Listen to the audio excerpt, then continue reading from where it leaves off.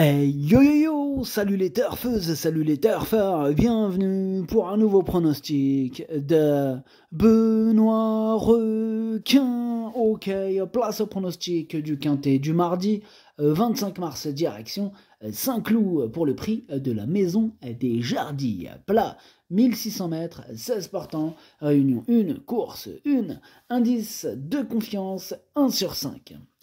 Petit retour sur le quintet de ce dimanche. Il y a eu du trouble fait à l'arrivée. Et cette vidéo, je la tourne avant l'arrivée du quintet de ce lundi. Et je reviendrai dessus demain. Ok, c'est parti, on commence les pronostiquer. On commence avec le numéro 1. Et Tatique. On n'aura pas les commentaires de l'entraîneur. En même temps, c'est Antoine de Ouetrigan. Il est parti pêcher avec Madame Jeanne Soubagnier. Ils ont embarqué sur le gros bateau de Captain Ian Barbro. Bref, amusez-vous bien. Alors, ce numéro 1, il me plaît bien, mais plutôt en fin de combinaison. C'est le plus chargé. Voilà, dans ces conditions. Bon, ce numéro 1, je le garde en toute fin. Bref, on passe au numéro 2, Dapango. Ce numéro 2, c'est celui qui m'embête le plus, c'est lui mon gros regret, c'est lui mon cheval de complément en cas de non partant. Attention, possible cassage en vue. Donc on enchaîne avec le numéro 3, Timber Light, que je n'ai pas du tout retenu pour le coup, j'en ai préféré beaucoup d'autres. Pareil pour le numéro 4, Michigan Fire, lui non plus je ne l'ai pas retenu, donc on enchaîne sur le numéro 5, Rouge Garde. Alors lui non plus je ne l'ai pas retenu, par contre lui je ne l'ai pas rayé. Lui, il est en plein milieu de ma petite liste des possibles troubles faits, donc méfiance tout de même. Il est ouvert ce quintet, attention. Bref, on passe au numéro 6, Grand Balcon. On écoute Julien Carayon. Grand Balcon est très bien. Le fait de revenir sur le mile n'est pas un souci, car il a déjà très bien couru sur 1600 mètres avant le meeting de Cagnes. Il devrait bien tenir sa partie, et s'il venait à pleuvoir, cela serait encore mieux. Eh bien, croisons les doigts, je ne sais pas, il va nous faire la danse de la pluie. En tout cas, ce numéro 6 me plaît beaucoup, il fait même partie de mes préférés. J'ai pas hésité avant de le mettre sur le podium à la 3e place. Bref, on passe au numéro 7, Rising Blast, que je n'ai pas du tout retenu. J'en ai préféré d'autres. Donc on passe au numéro 8, Grand Son of Calix. Ce numéro 8, je ne l'ai pas retenu, c'est un regret. C'est mon 2e cheval de complément en cas de non partant.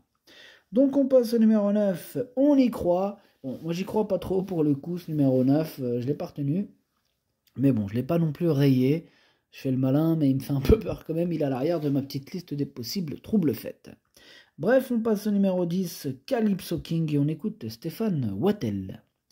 Calypso King, il a connu des hauts et des bas. Je considère que son année de 3 ans a été ratée. Il m'a semblé le retrouver en partie en fin d'année et je vois surtout que désormais, à 4 ans, il n'a plus de soucis physiques. Voilà, bon, c'est déjà ça. Maintenant, il semble beaucoup mieux. Ce n'est certainement pas facile pour lui ce premier quintet en 2025, mais pour moi, il percera à ce niveau cette année. Ok, donc affaire à suivre avec Calypso King, mais je ne vais pas attendre le cours de l'année pour le retenir, je le retiens dès maintenant. Voilà, je l'ai mis 5e. Bref, on passe au numéro 11, Dom Bertrand, et on écoute Henri-Alex Pantal. Dom Bertrand a bien couru la dernière fois, on a un peu visé ce handicap. Voyez-vous, il est bien, il n'y a pas de problème. Ok, merci, c'était court, mais c'était précis, merci Henri-Alex. Moi, ce numéro 11, c'est tout simplement lui mon préféré, c'est lui que j'ai décidé d'installer en tête. On passe au numéro 12, Contentious Soul, et on écoute Paul de Chevigny. Contentious Soul est très dur et un peu plus maniable que mon autre pensionnaire Rouge-Garde. Il a montré qu'il avait à peu près le niveau d'une course comme ça. Il n'a pas une marge énorme, mais le jour où tout se passera bien, il en gagnera une. Il me semble en bon état de forme pour cette rentrée. Ok, merci Paul. En tout cas, ce numéro 12, il me plaît beaucoup. Il fait même partie de mes préférés. Je l'ai mis 2e. On passe au numéro 13, Leopard. Je l'ai pas retenu, Leopard, mais c'est lui le chef et le capitaine de ma petite liste des possibles casseurs de tickets repérés. Attention.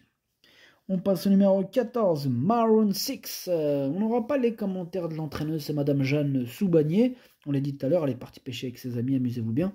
Bref, ce numéro 14, il me plaît beaucoup, je pense qu'il peut faire mal, méfiance. Et en plus, il devrait avoir une petite cote sympathique, moi je l'ai mis 4e. On passe au numéro 15, Prince of Clouds, et on écoute Maurizio Delcher Sanchez. Prince of Clouds, il vient de faire une belle rentrée et a progressé là-dessus. C'est un cheval qui affectionne beaucoup les terrains souples. Dès lors, s'il pleut, évoluer sur un sol à sa convenance, il a une chance pardon, pour terminer dans le quintet. Si ce n'est pas le cas, cela sera plus compliqué. Ok, une histoire de pluie. En tout cas, en attendant la météo, ce numéro 15, je l'ai gardé, je l'ai mis 6ème. Et on termine avec le numéro 16, Talisman Touch, et on écoute Madame Anne-Laure Guildou. Talisman Touch est bien rentré du meeting de Cannes-sur-Mer.